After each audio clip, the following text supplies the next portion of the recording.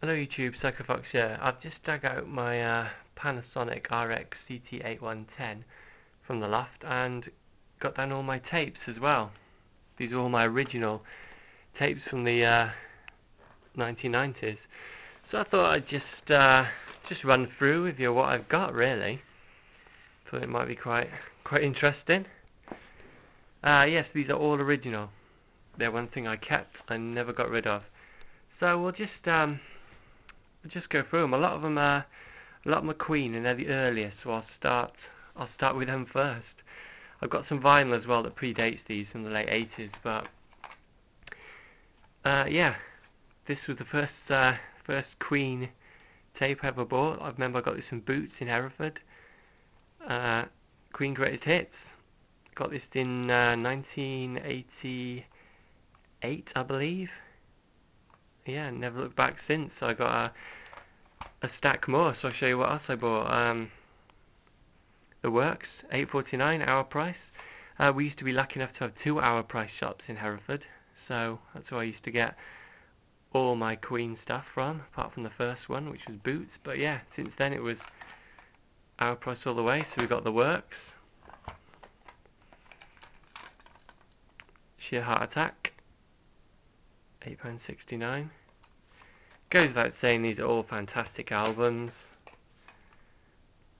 Bargainaire, $5.59, Queen,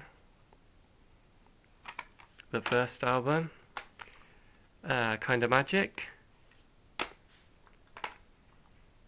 A Day at the Races, and it's got the Brit Awards 1990 winner, because they won a Brit Award in 1990, and that's probably the year I got that tape. A Night at the Opera, always regarded as their best album, but it isn't. I'm sorry.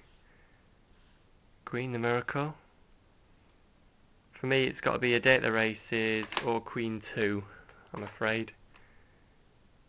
Oh, a bit pricey this one because it's a double, $11.49. Live Killers. Remember buying this and sticking it on when me and my best mate used to play games and stuff.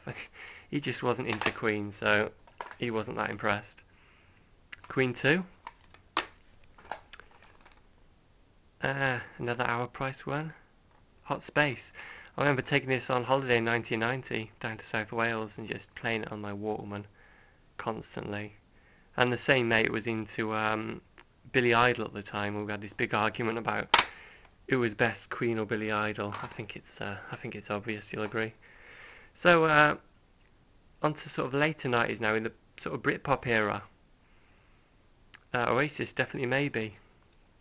I got this on tape, copied tape, which I've still got in this rack over here somewhere, off a mate, and it sounded really crackly, and I don't know, it just didn't sound that good a quality recording. I bought this and it sounded exactly the same, so that's just how it was meant to sound. Gritty sort of early 90s indie Britpop greatness. This isn't a 1990s purchase, it's a 1990s tape, but I bought this, I don't know, about 7 years ago, because I'm a big Manic Street Preachers fan, just to play on stuff like that. So, Holy Bible, making a comeback recently. I'm off to see him in June, hopefully. Smashing Pumpkins. I got this in 1998. It's an incredibly, I don't know, it's got a very depressing vibe to it, but I do like it. Same time I bought Melancholy and the Infinite Sadness on double. I think I got these two from Andy's Records in Hereford. Back in '94 I was into a bit of Snap, so I bought World Power. Look at those classic songs. It's got The Power, Oops Up, Believe the Hype, Mary Had a Little Boy. Anyone remember that one? This has got a little bit of a story to it. The tape in there is a copied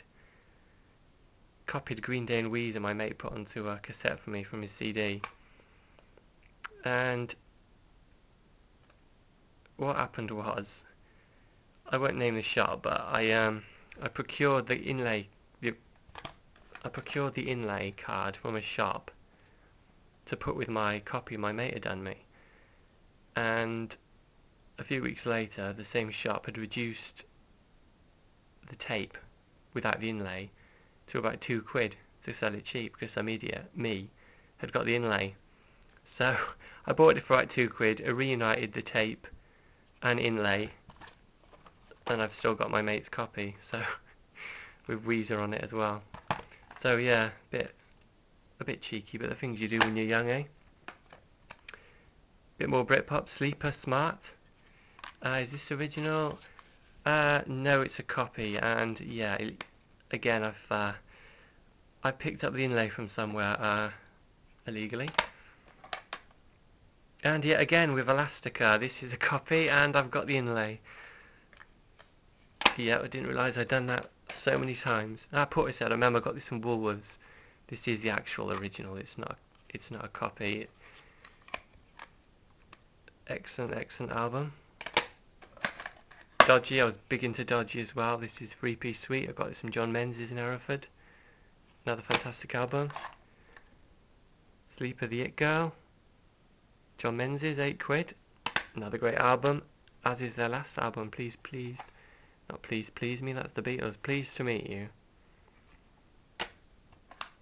Boo Radley's, Not Played Enough on the Radio. Fantastic. Dodgy's first album, the Dodgy album. Got that in '95, just before I left sixth form college. I remember the day well. Blue Tones, Expecting to Fly. Another legit album. Not a copy. I wasn't a total freeloader, I did actually buy some. Fantastic album. They toured this about, I'll say 5 years ago, but knowing me it's probably about 8 years ago. And they played the album in its entirety, which was absolutely magical, really. No longer a band, unfortunately. Super Furry Animals, Fuzzy Logic, another classic. And Shed 7, A Maximum High. That was a Christmas present back in about '97, I remember, from my auntie. So these are the tapes I can play on that Panasonic there. Same tapes I used to play on my original Panasonic. This is a rebuy, but it's exactly the same model. That just says, that tape deck is broken, it plays too slow. That one works. For how much longer, I don't know, because the belt's always going a real pain to change. So that's all my cassette tapes. I treasure them dearly, so hope it's been of some interest. I just thought I'd do a little video when I've got them all out. But yeah, oh, and that was made in woodwork by my brother back in the early '90s, and that's what they've always sat in. So that's what they'll continue to sit in. Nice bit of craftsmanship, I think. Not bad at all. So yeah, thanks for watching.